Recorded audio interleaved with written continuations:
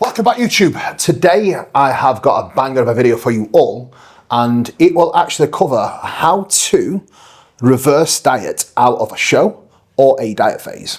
So first, I want to go into what my actual diet looked like at the very end of prep.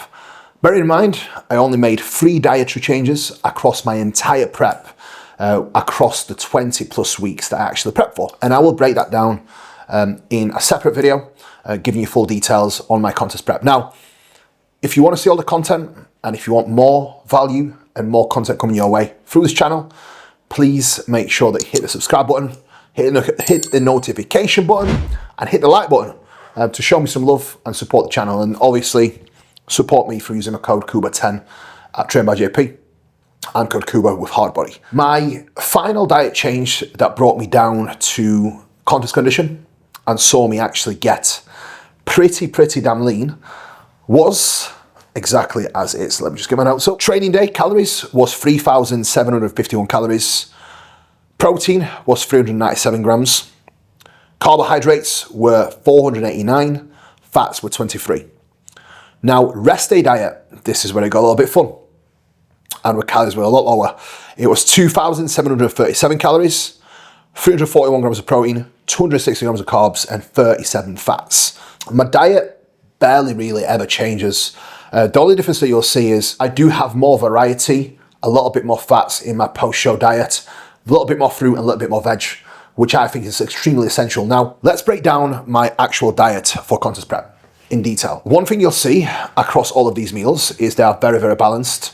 I have 400 grams of veggies across my meals, spread out evenly across the day, and that is a variable that remains consistent throughout the year. I have 500 grams of fruits, both on training days and rest days, up to 600 grams, and that has actually increased just as of recent, and that is another variable that remains consistent. So let me give you an example of my training day diet on the tail end of prep. Obviously, you can see that on the screen now, and as you can see, in terms of actual fruit, there was 100 grams of blueberries, 100 grams of pineapple, 100 grams of pineapple, that's already 300 grams. And there was 150 raspberries, that's already 450. 50 pineapple, that's 500 grams. And then frozen berries, 100 grams, that's 600 grams of fruit. I have seen so many podcasts recently with a lot of coaches demonizing fruit and saying that that's the first thing that I should take out. And that's potentially one of the biggest errors I see people make. You are taking away fruits and veg, which provides your body with micronutrients that your body needs to function. Not only that, but getting an adequate amount of fruits and veg reduces oxidative stress. Oxidative stress is driven by pretty much everything that you do when it comes to contest prep, with obviously the fatigue that is brought on through supplementation and the diet itself. So taking out so valuable food sources is a massive mistake because of the amount of actual benefits you get from them far outweighs any powders that you can get. So always prioritize whole foods, fruit and veggie intake, especially both in prep and the off season. And as you can see, my rest day diet, which is right here, one thing you'll notice again, plenty of veg and plenty of fruit. Again, we've got 200 grams of fruit in meal 2. Then we had another 200 grams of fruit in meal 5, and then 50 grams. So 500 grams of fruit in total on my rest day. And again, veg intake remains consistent, 400 grams on that day as well. So I felt absolutely amazing throughout my prep. I did not have any bouts of any major fatigue where I felt ruined. My energy was pretty consistent. I managed my fatigue well, and I think the reason why also my blood work, again, that will be another separate video, the reason why my blood work was actually so good 2 days after my final show is a combination of both supplementation from Train by JP, but also getting adequate fruit and veg intake, which should be prioritized as bodybuilders. And that's something that is neglected these days, and that's a massive mistake because a lot of bodybuilders struggle with gut health and all other various issues when it comes to the immune system. And I think that is largely down to poor habits and not actually having a basic understanding of setting up nutrition. So when you are looking to set up nutrition, prioritize veg and fruit intake. Have a constant variable in your veg and fruit intake that doesn't change year round. And again, the volume that you get from fruit for so little calories, it will definitely help you when you are hungry. Let's move on to the point of fats. One thing you'll notice in both my diets on my again, the tail end of prep and in my off season, are taking 10 grams of fats from a high quality omega from Chain by JP, Omega Pharma Pro. And that is another variable that remains consistent. No matter how low my food gets, I do get that amount of fat daily from quality omega-3 sources, which is, in my opinion, an invaluable fat source for just basic function and absorption of vitamins and minerals.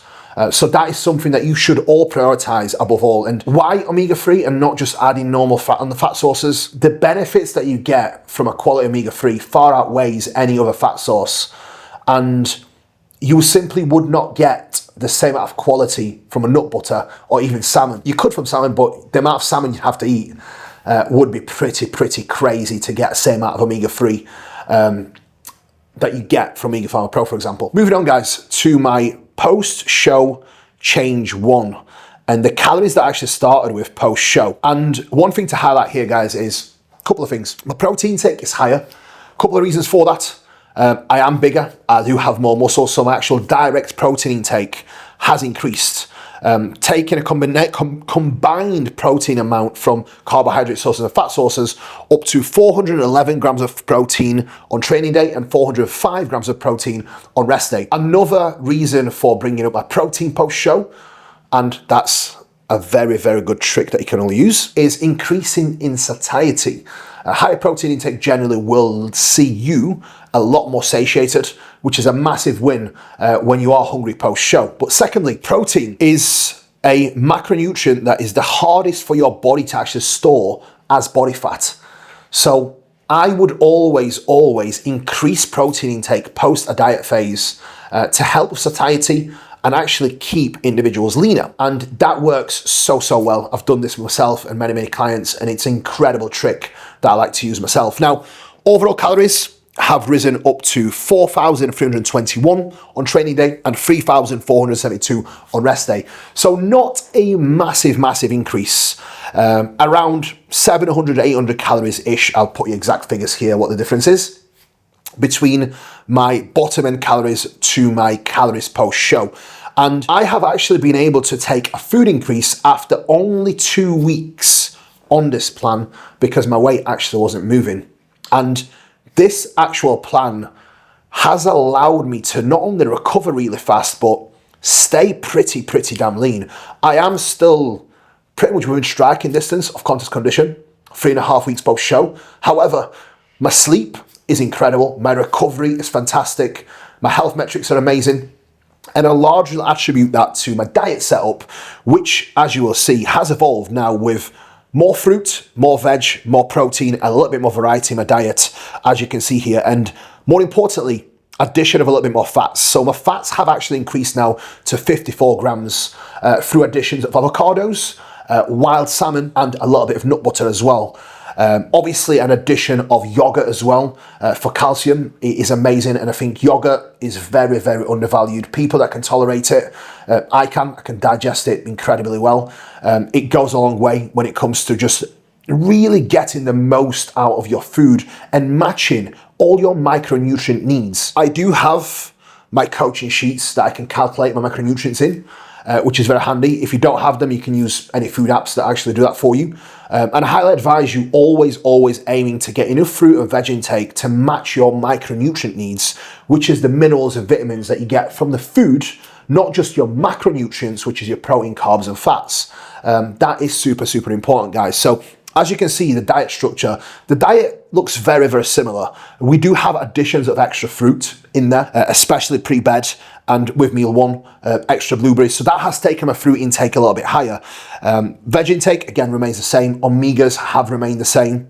And I have just simply adjusted the diet to suit a little bit more and added some of the stuff that I really like the yogurt before bed. And again, it does help with satiety as well. Having, you know, a nice meal like this pre-bed and using my Ninja Creamy with my JP ISO, which has been amazing. Now, on rest day, I think that's probably the biggest difference is addition of carbohydrates spread evenly across my day. Again, a little bit more fats added in there through avocados as well, that have been spread across 3 meals. My last meal, yes, sounds a little bit weird, I haven't added avocado to sweet stuff, but trust me, I love avocado when it comes to fat sources.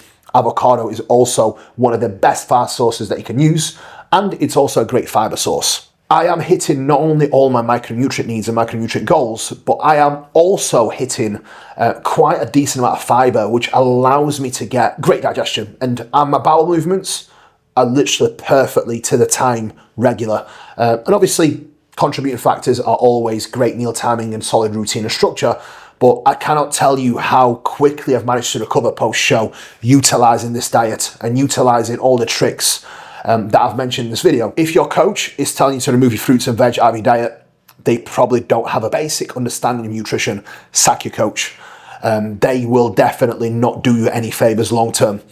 Fruit and veg should not be demonized. It should be prioritized if you are looking to optimize your performance. The healthier you are, the better you will perform.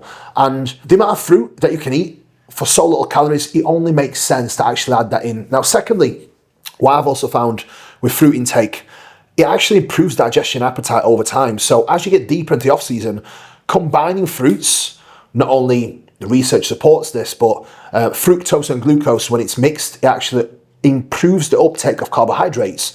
This is exactly why one thing you'll notice is I have small amount of fruits with every single meal during my off season prep, because the combination of both actually improves the uptake of carbohydrates, meaning that you get more out of your carbohydrates with both. And again, you get your micronutrient needs and you get more bang for your buck. And finally, the enjoyment.